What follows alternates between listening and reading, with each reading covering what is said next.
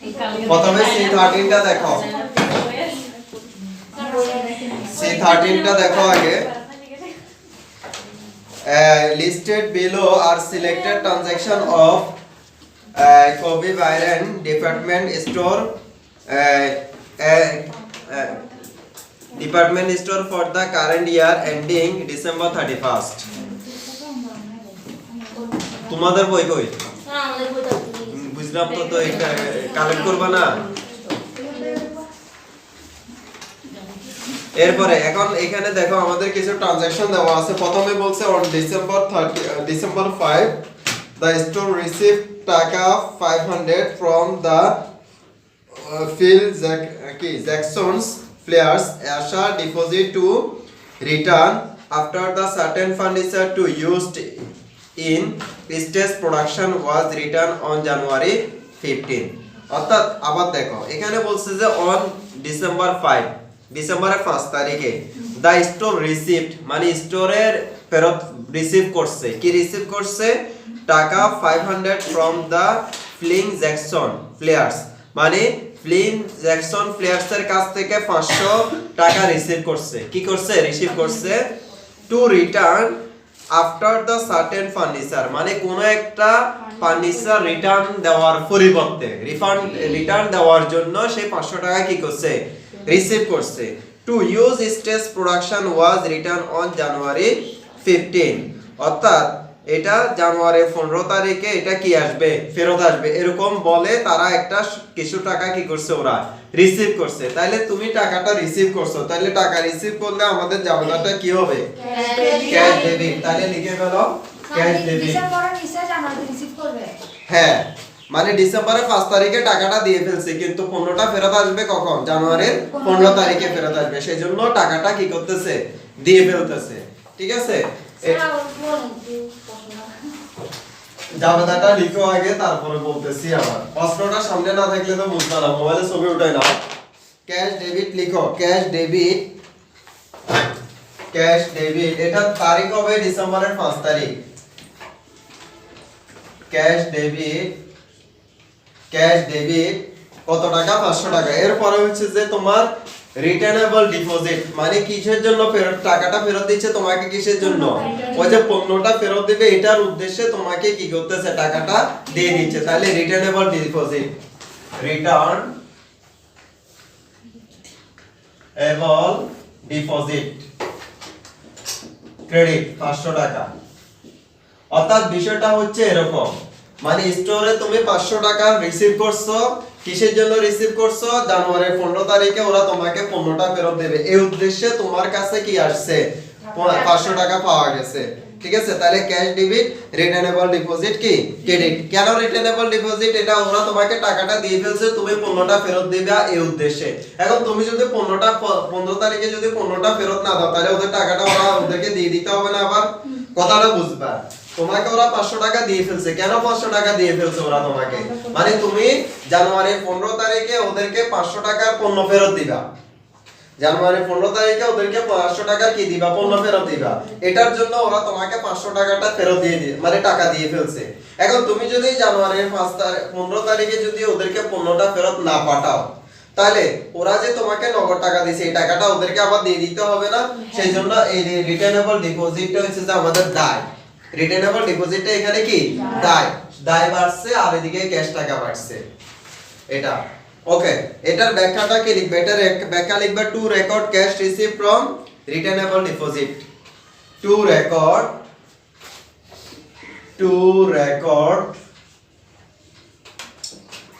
Cash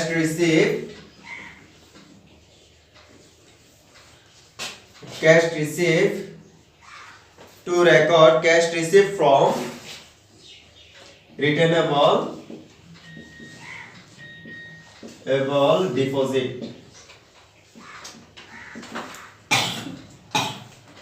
ওকে, ডান। ডিসেম্বরের 5 তারিখের পরে আসো। এরপরে 2 নাম্বার এন্ট্রিটা আমরা প্রশ্নটা দেখি। During December cash sales total টাকা 8,34,750, মানে ডিসেম্বর মাসে তাদের টোটাল সেলস হয়েছে 8,36,750 টাকা। হুইচ ইনক্লুড যেটার মধ্যে অন্তর্ভুক্ত আছে দা 5% সেলস ট্যাক্স 5% সেলস ট্যাক্স অন্তর্ভুক্ত আছে that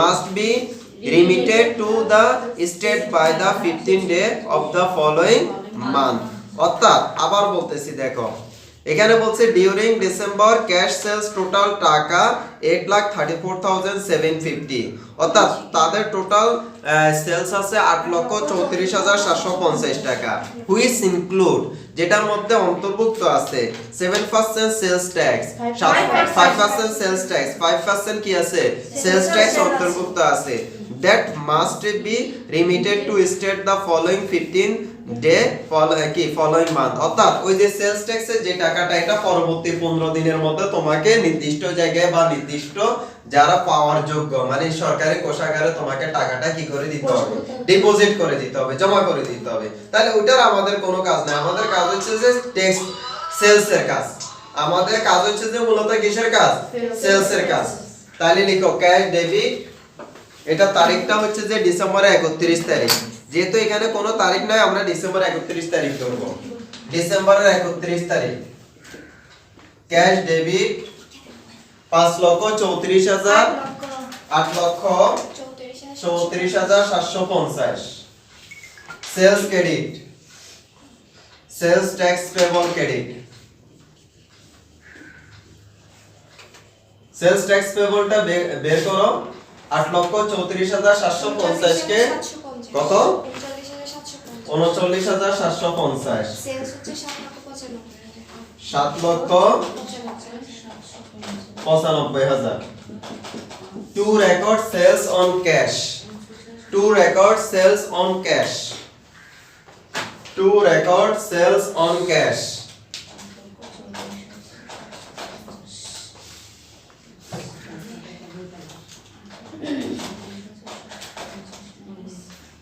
ডাইনা তারপর হচ্ছে যে বিজয়া পপি তারপরে শুধু অঙ্কগুলো বুঝে একটু লিখে নিলে হবে না এগুলাকে কি করতে হবে বুঝতে হবে না বুঝে শুধু শুধু উঠাই লাভ নাই ঠিক আছে তোমাদের স্যারাতে আমি অনেক কিছু বুঝতেছি তাহলে এটার ব্যাখ্যাটা কি হবে to record sales on cash to record sales on কি ক্যাশ ওকে এরপর এটা দেখো এরপরে বলছে অন ডিসেম্বর 10 ডিসেম্বরে কয় তারিখ 10 তারিখ the store purchase for cash মানে স্টোর কি করছে পারচেজ করছে ক্যাশ 3 ডেলিভারি টাক তিনটা ডেলিভারি টাক ওরা কি করছে পারচেজ করছে আচ্ছা প্রতিটা কত টাকা করে 99,000 অর্থাৎ 99,000 টাকা করে the truck were purchased in the state that applies a 5% sales tax মানে যেটার ভিতরে তোমার ট্যাক্স আছে কত পার্সেন্ট 5% তাহলে তুমি আমরা আগেও বলছি এখনো বলতেছি যখন কোনো সম্পত্তি আমরা যখন ক্রয় করি অর্থাৎ পারচেজ এবং সেল ছাড়া স্যার এখানে তো বলছে তিনটা কিনছে 99,000 টাকা দিয়ে এখানে তো বলে না যে একটা প্রতিটা 99 আসতেছি এখানে দেখো এখানে on December 10 the store purchased for cash 3 delivery truck for টাকা 99,000 এখন এখানে তো টোটালও বলে নাই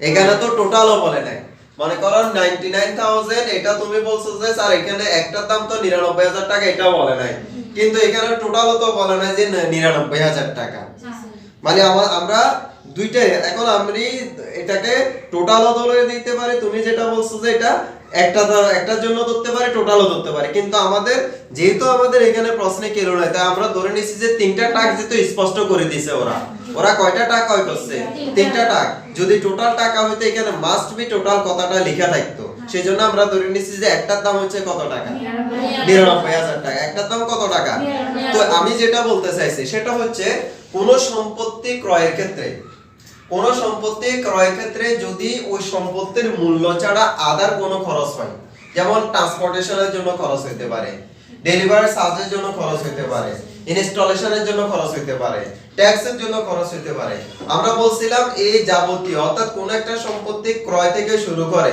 এটাকে ব্যবহার উপযুক্ত করে তোলা পর্যন্ত যতগুলা খরচ হবে সবগুলা খরচ ওই সম্পত্তির মূল্য হবে, ওই সম্পত্তির ভিতরে অন্তর্ভুক্ত হবে। যেমন আমি একটা ট্রাক কিনছি 1 লক্ষ টাকা দিয়ে, আদার খরচ হইছে আমার আরো 50,000 টাকা, তাহলে আমি বলবো যে আমার ট্রাকটার দাম হচ্ছে 1,50,000 টাকা, আমি 1 লক্ষ টাকা বলবো না।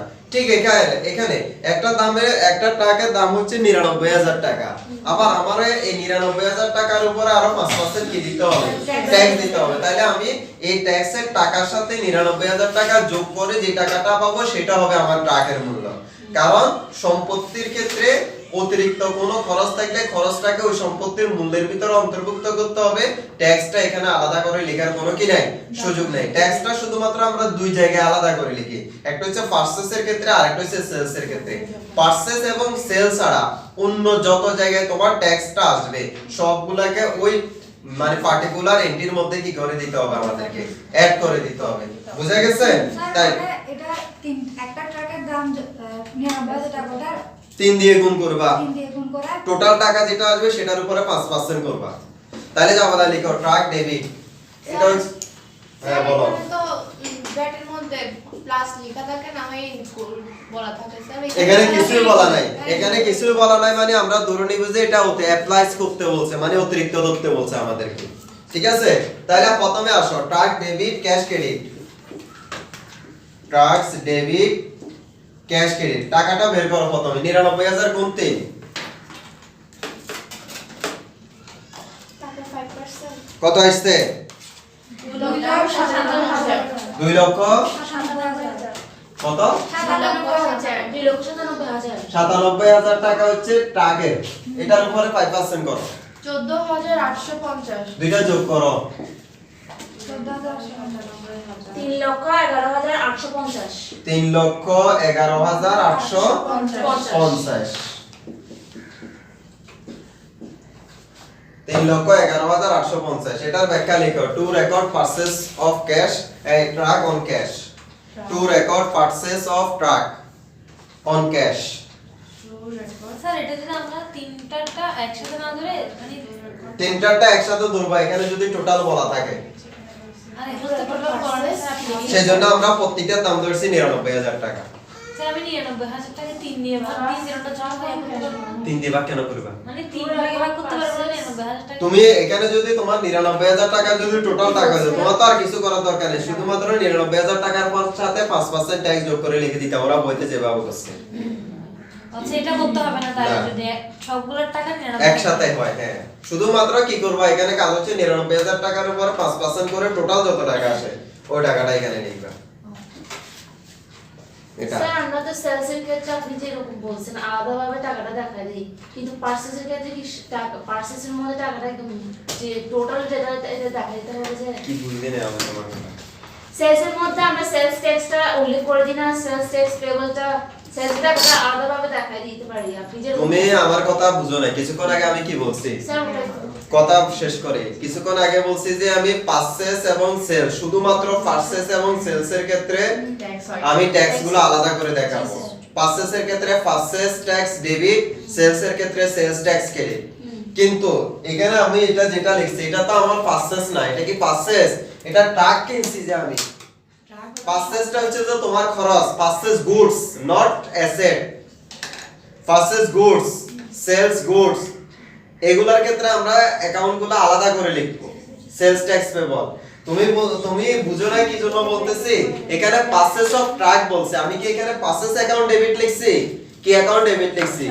ট্রাক, কারণ আমি সম্পত্তি কিনছি, আমি পণ্য কিনি নাই। দেখো পণ্য ক্রয় পণ্য বিক্রয়ের ক্ষেত্রে সেলস ট্যাক্স আর পারচেজ ট্যাক্স আলাদা করে লিখবা, কিন্তু কোন সম্পত্তি ক্রয়ের ক্ষেত্রে বা সম্পত্তি বিক্রয়ের ক্ষেত্রে যদি ট্যাক্স থাকে সেটা আলাদা করে লেখার সুযোগ নাই, সেটাকে সম্পত্তির ভিতরে কি করে ফেলতে হবে, অ্যাড করে ফেলতে হবে। ঠিক আছে? তুমি বুঝাইছো সেলস এর ক্ষেত্রে সেলস ট্যাক্স পেবল ক্রেডিট লিখছি, পারচেজ এটা তো পারচেজ এর ক্ষেত্রে একসাথে করে নেই কেন?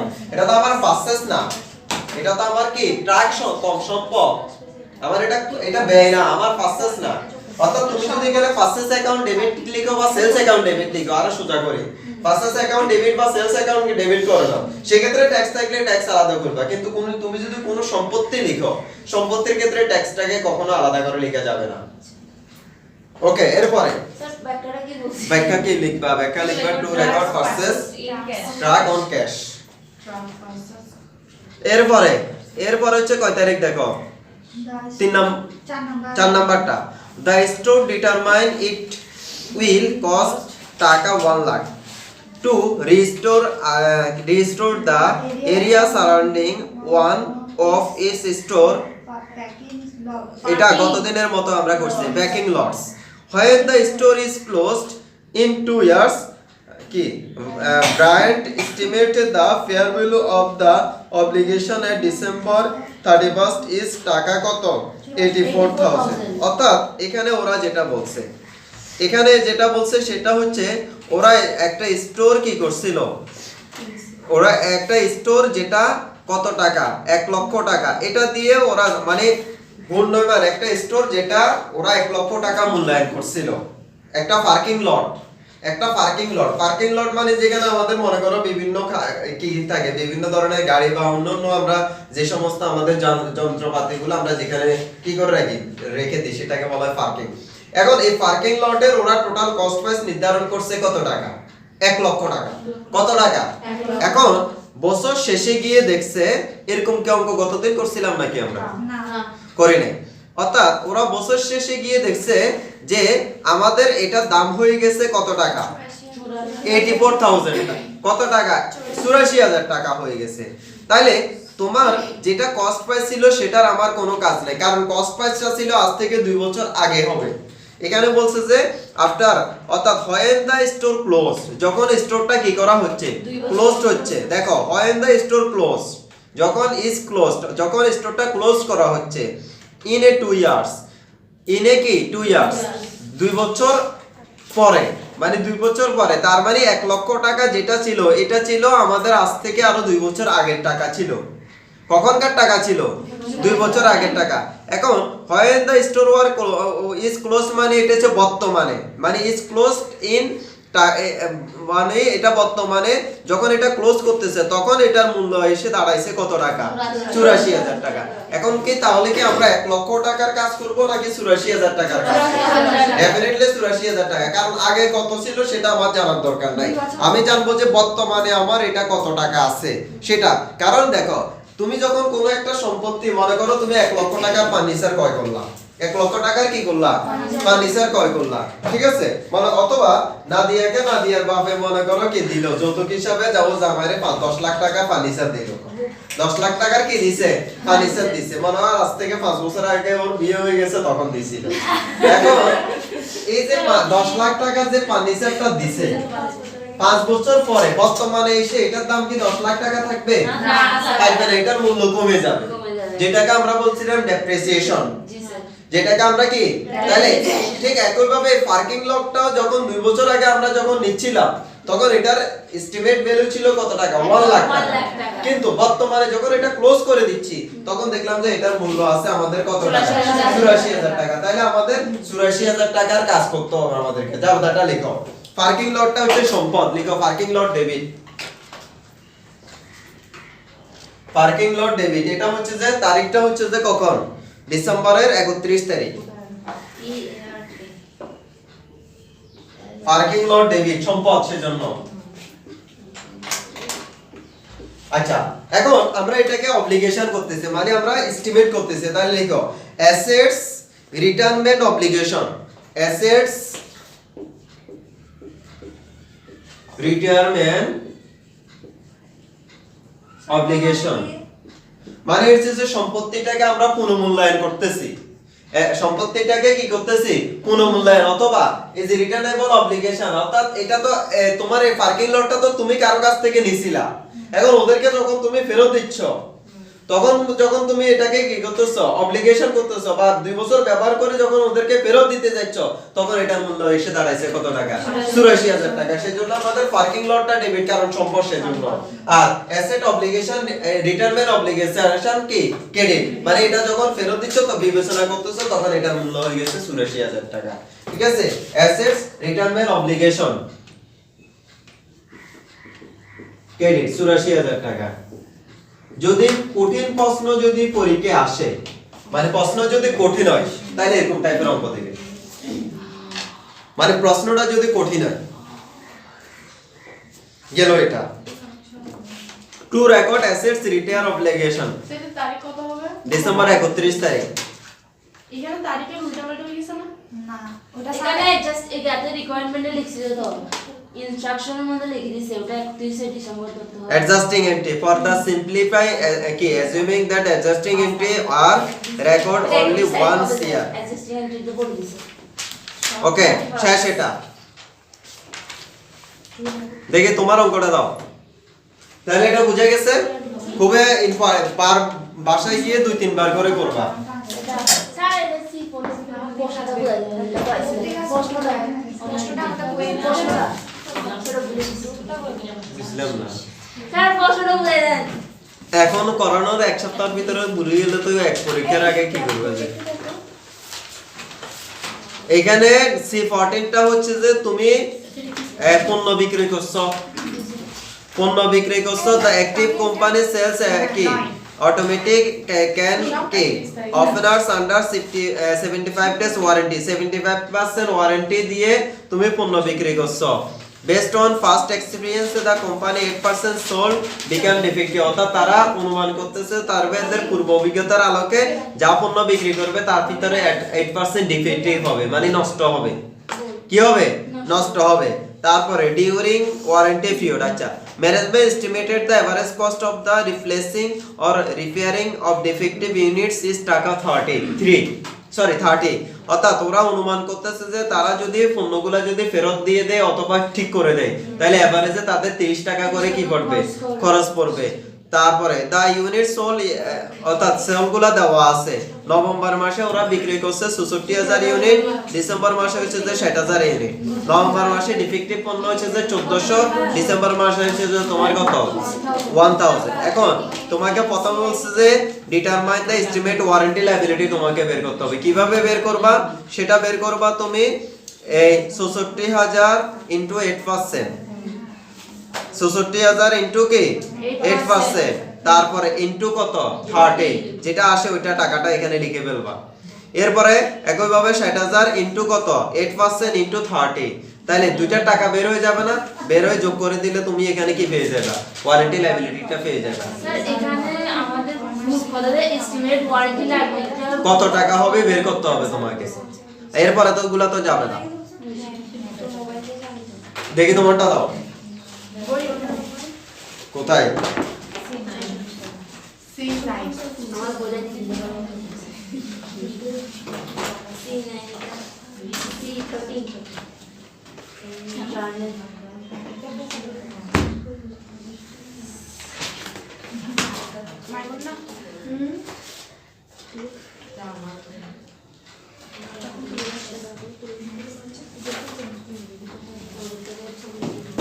সি কত C9 দেখো চিত্রালে কি সাব লিমিটেড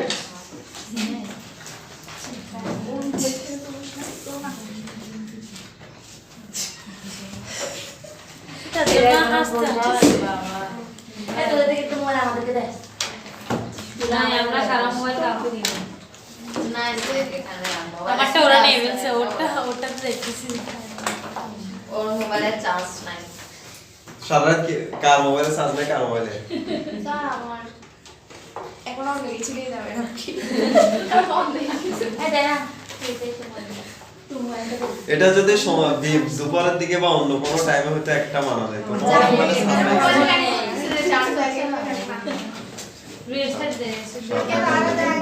দেখো সাব লিমিটেড কি whose physical year end June 30 অর্থাৎ সাব লিমিটেড এর বছর শেষ হয় কখন জুনের 30 তারিখ complete the following transaction involving notes payable সম্পর্কিত লেনদেনগুলো ছিল নিম্নরূপ প্রথমে মে 11 তারিখ পারচেজ এ স্মল ক্রেন ওরা এক ক্রেন ক্রয় করছে ক্রেন মানে সিনো ঠিক আছে লাগার উপরে উঠে ফেলেছে এটা ওকে ক্রেন ক্রয় করছে বাই ইস্যুইং এ 60 ডে অর্থাৎ 60 দিনের 12% note 54000 face value notes on included interest অর্থাৎ ওরা একটা ক্রেন ক্রয় করছে কিসের বিনিময়ে নোটসের বিনিময়ে একটা নোটসের বিনিময়ে তারা ক্রেন ক্রয় করছে তাহলে লিখো equipment debit notes payable credit তো ইকুইপমেন্টের নাম লিখতে হবে না ইকুইপমেন্টের নাম দরকার নাই আর তুমি চাইলে লিখো ইকুইপমেন্ট ডেবিট কি notes payable credit equipment debit notes payable credit এটা হচ্ছে মের 11 তারিখ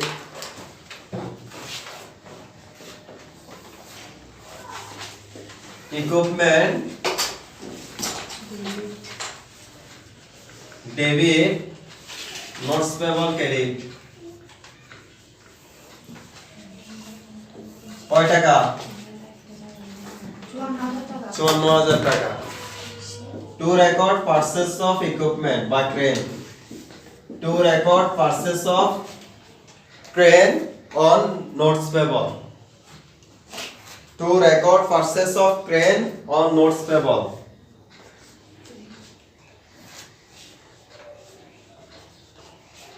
therefore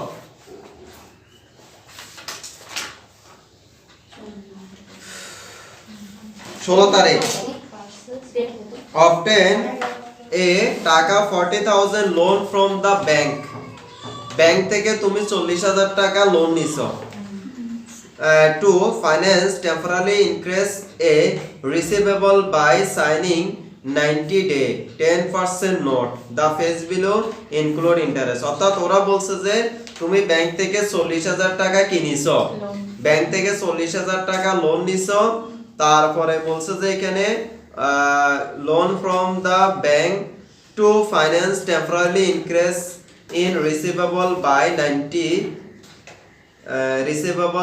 sign a 90-day 10% note the face value include interest অর্থাৎ এখানে face value এর ভিতরে কি আছে ইন্টারেস্টটা অন্তর্ভুক্ত আছে এটা কয় দিন মেয়াদি মেয়াদ কয় দিন এটা 90 দিন মেয়াদি আচ্ছা যেহেতু আমাদের এখানে ফেস ভ্যালুটা অন্তর্ভুক্ত আছে তার মানে আমাদেরকে এখানে কি করতে হবে আলাদা করে ফেলতে হবে জামাদারটা লিখো তুমি লোন নিছো ক্যাশ ডেবিট হবে লিখো ক্যাশ ডেবিট ক্যাশ ডেবিট তারপরে হচ্ছে এখন এই 40,000 টাকাকে 40,000 টাকা 10% করে 9 দিয়ে গুণ 360 দিয়ে ভাগ করো সরি 90 দিয়ে গুণ 360 দিয়ে ভাগ করো 1000 আসতেছে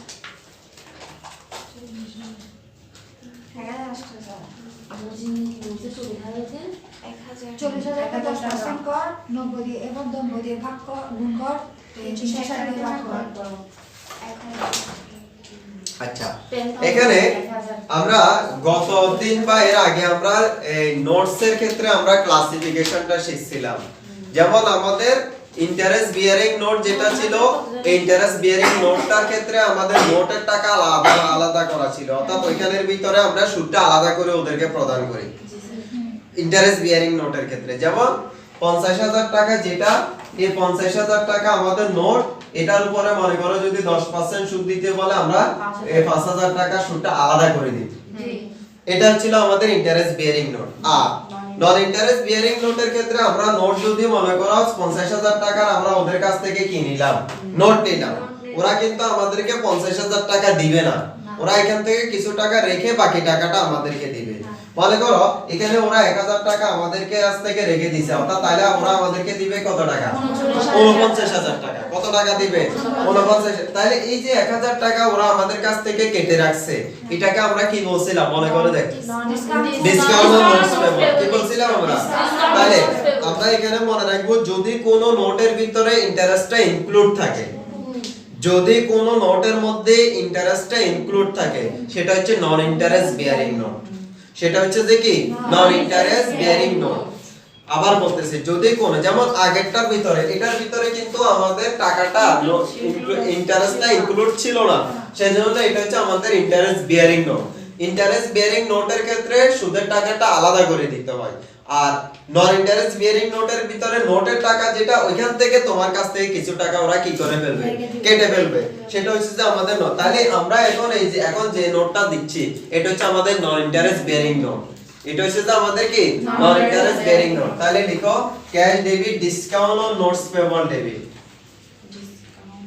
অন নোটস পেবল ডেবিট কত টাকা আসছে 1000 পেবল ক্রেডিট 1000 টাকা আর নোটস পেবল ক্রেডিট ক্রেডিট কত টাকা 40,000 টাকা তাহলে এখানে 40,000 টাকা এখানে 1000 টাকা তাহলে এটা হবে 39,000 টাকা ইন্টারেস্ট বিয়ারিং নোটটা হচ্ছে যে নোটের ক্ষেত্রে সুদটা অন্তর্ভুক্ত থাকে না যেটার ভিতরে সুদটা কি থাকে না অন্তর্ভুক্ত থাকে না সেটা হচ্ছে ইন্টারেস্ট বিয়ারিং নোট আর যেটার মধ্যে ইন্টারেস্টটা অন্তর্ভুক্ত থাকে সেটা হচ্ছে নন ইন্টারেস্ট বিয়ারিং নোট ঠিক আছে ওকে তাহলে এটার ব্যাখ্যা কি লিখবা to record receipt of received cash on non interest bearing note to record received cash on non interest bearing note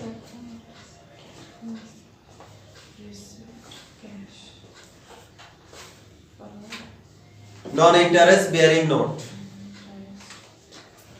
এরপরে আসো এরপরে হচ্ছে যে আমাদের জুনের 30 তারিখ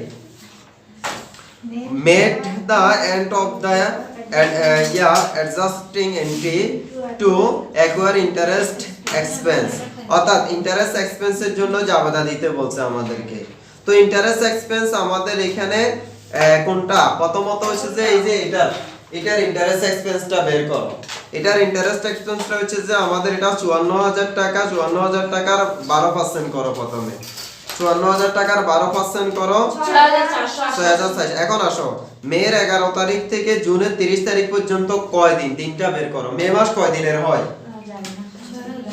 মে মাস কয় দিনের 31 দিন তাহলে 31 থেকে 11 বাদ দাও তাহলে আর আছে কত 20 দিন তারপর আবার জুন মাসের আছে 30 দিন জুন মাসের আছে কয় দিন 30 দিন তাহলে টোটাল সূত্রটা কয় দিনের 50 দিনের সূত্রটা কয় দিনের সূত্রটা 50 দিনের সূত্রটা অর্থাৎ মের 11 তারিখে আমরা এটা ইস্যু করছি তাহলে মে মাসে আমাদের দিন বাকি আছে আর কয় দিন 20 দিন ওখানে 20 দিনের সুদ ধরতে হবে আর জুন মাস আছে আমাদের 30 দিন তাহলে টোটাল কয় দিন হলো 50 দিন এই 50 দিনের সুদ তোমাকে এখানে ধরতে হবে তাহলে লিখো interest expense debit interest payable credit 900 টাকা ইন্টারেস্ট এক্সপেন্স ডেবিট জুনের 30 তারিখে এটা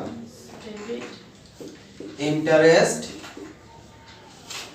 expense debit interest payable credit interest payable credit 900 টাকা 900 টাকা এটা কিভাবে বের করছো এটা হচ্ছে 54000 ইনটু 12% 50 ইনটু 50 50 ডিভাইডেড বাই 360 এখন এখানে আমাদের আরেকটা জাবেদা আছে সেটা হচ্ছে made and adjusting entry to recognise interest expire on note ওই যে কিছুক্ষণ আগে তুমি ডিসকাউন্ট অন নোটস পেবল লিখছো না ওটারটা তোমাকে এখন ইন্টারেস্টে রূপান্তর করতে হবে এখন ওটারটা কয় দিনের ইন্টারেস্টে রূপান্তর করবে ওটা আগে আন্দাজে কথা বলবা না ওটা নিছো আমরা 16 তারিখে নিছো কয় তারিখে নিছো মে 16 তারিখে নিছো তাহলে কয় দিন থাকে আর 31 থেকে 16 বাদ দাও 30 না জুন না না এটা তো মেতে নিছো তুমি নিছো কখন মে 16 তারিখে নিছো 15 দিন আছে এখানে আবার জুনে আছে কয় দিন তাহলে টোটাল কয় দিনের ইন্টারেস্ট হবে তাহলে তোমার এখানে যে এই যে 1000 টাকা এই 1000 টাকাটা হচ্ছে তোমার 90 দিনের 1000 টাকাটা হচ্ছে তোমার কয় দিনের কারণ টোটাল কারণ নোটের মেয়াদটা হচ্ছে যে 90 দিন নোটের মেয়াদটা হচ্ছে কয় দিন তাহলে 1000 টাকাটা কয় দিনের 90 দিনের তুমি এখন ইন্টারেস্ট ক্যালকুলেশন করবা কয় দিনের মানে যতদিন অতিবাহিত হইছে তত দিনের তাহলে লিখো ইন্টারেস্ট এক্সপেন্স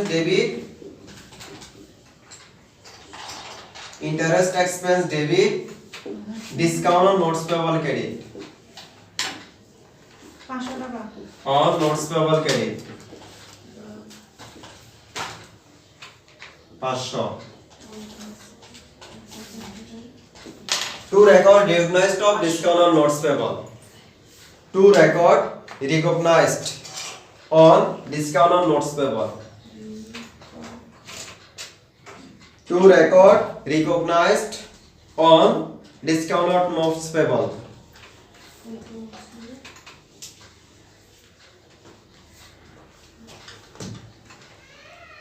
ওকে,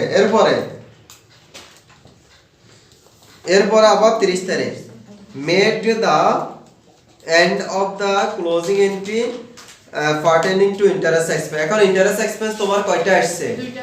দুইটা। কত টাকা টোটাল? এখানে আছে তোমার 900 টাকা, তারপরে আছে এখানে আছে 500 টাকা, তাহলে টোটাল কয় টাকা? 1400 টাকা। 1400 তাহলে এগুলো তোমার কি দিতে হবে এখন? ক্লোজ ক্লোজিং এন্ট্রি দিতে হবে। আচ্ছা, কোন এক্সপেন্স কে ক্লোজ করার জামাদারটা কি? ইনকাম সামারি ডেবিট এক্সপেন্স কি কি আবার বলো? ইনকাম সামারি ডেবিট দেখো, ইনকাম সামারি ডেবিট এটা হচ্ছে যে জুনের 30 তারিখ। আবার income summary debit expense credit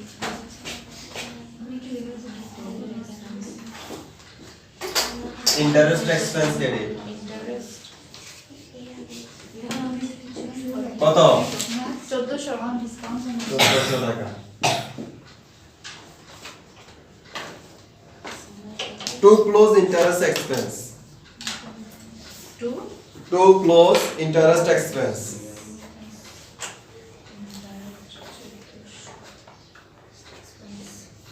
To close interest expense.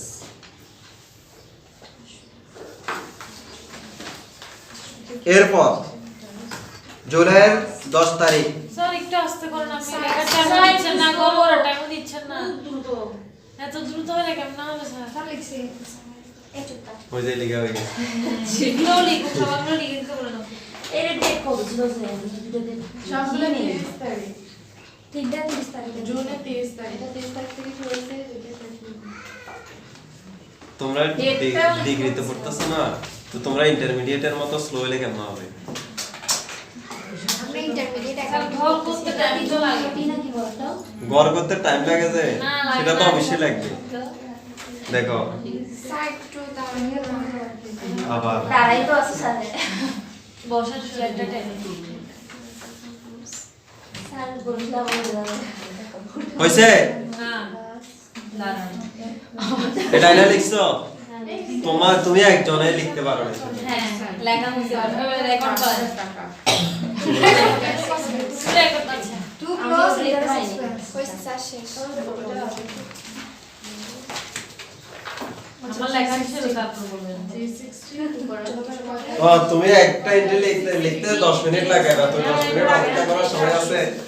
এটা পরেরটা কয়টা এরপরে আসো জুলাই 10 তারিখ বলছে paid the notes plus interest on the grand purchase. এই যে গ্র্যান্ড পারচেজের জন্য একটা নোট ইস্যু করছিল যে ওইটা টাকাটা পরিশোধ করে দিয়েছে। তাহলে লিখো notes payable debit, notes payable debit জুলাইয়ের কয় তারিখ? 10 তারিখ।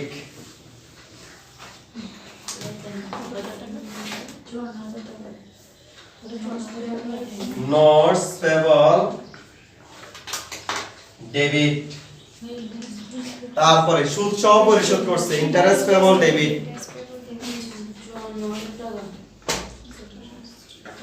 Interest payable debit. Notes payable হচ্ছে যে কত টাকা? স্যার এটা পেইন্ট করছে, এটা কি আবার আপনারা আলাদা ভাবে দেখাচ্ছেন যে ওখানে দেখান নাই তাই? না ওটা লিখছে না যা আলাদা দিতে বলছে তো এটা কি কি কি কি আচ্ছা, ইন্টারেস্ট পেবল কয় টাকা লিখছিলা? 54,000 ইন্টারেস্ট পেবল 900। এখন দেখো আমরা তো এখানে ইন্টারেস্ট ক্যালকুলেশন করছিলাম কয় দিনে? 50 দিনে। কিন্তু আমাদের এটার মেয়াদ ছিল টোটাল কয় দিন? 60 দিন। তাহলে আরো 10 দিনে তোমার সুদ দিতে হবে না? তোমার এখানের ভিতরে আছে তোমার 50 দিনের সুদ। কয় দিনের সুদ? তোমার নোটটার মেয়াদ কয় দিন? তাহলে তুমি 50 দিনের সুদ গণনা করছো। 60 দিন তোমার টোটাল মেয়াদ, তাহলে আরো 10 দিনের সুদ তোমাকে কি করতে হবে? দিতে হবে। তাহলে ইন্টারেস্ট এক্সপেন্স ডেবিট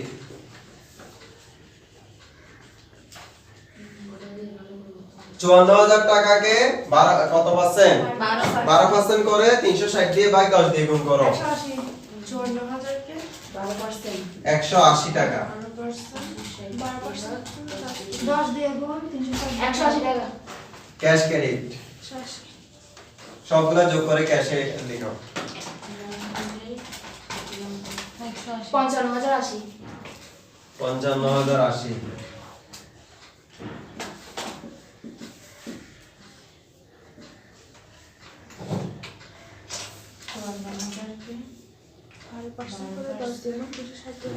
এটার ব্যাখ্যা লিখো to record paid off notes payable to record paid off notes payable to record paid off notes payable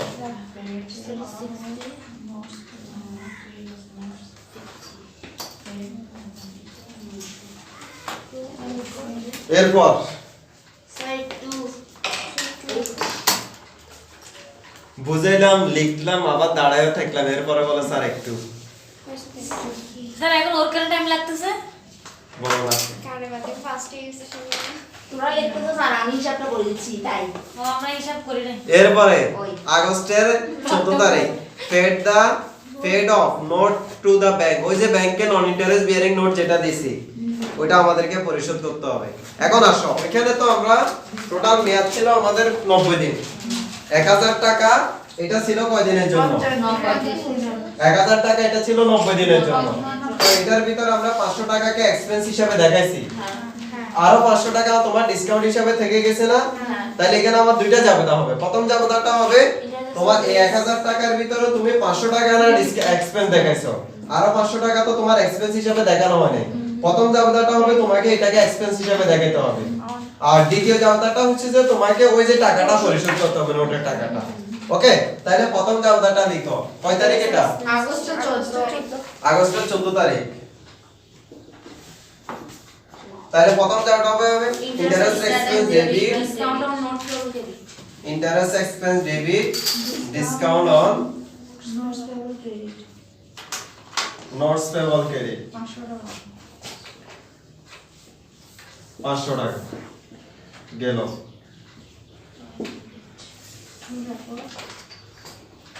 to record discount কি টু রেকর্ড রিকগনাইজড অফ কি discount note discount on notes payable to record recognized off discount on notes payable কিছুক্ষণ আগে লিখছিলে এরকম ব্যাখ্যা same আবার আমাদেরকে কি করতে হবে নোটস নোটসের টাকাটা পরিশোধ তো নোটসের টাকাটা পরিশোধ করলে যাও কি লিখবা notes payable debit notes payable debit cash credit cash credit কত টাকা ছিল 40000 টাকা 40000 টাকা 14 তারিখ পরিশোধ করেছে two record to record paid of notes payable on cash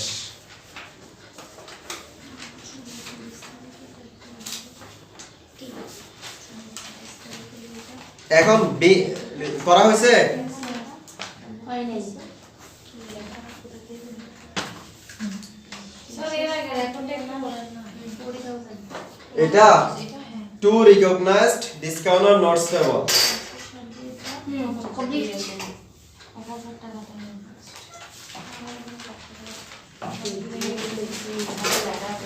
to recognize discount on notes payable মাথায় একটা দেন স্যার আমি ভুলে যাচ্ছি।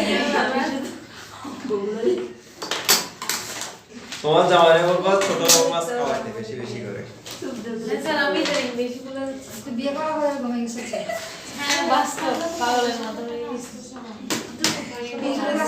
আচ্ছা এটার বি নাম্বারটা বলছে যে তোমাকে লেজার করতে তাহলে এখানে যতগুলা লেজার হবে লেজারটা করে নেবে সবগুলো ওরা এখানে অবশ্যই কিছু ধরে দিয়েছে তুমি লিখেছো না তোমরা সবগুলা করবে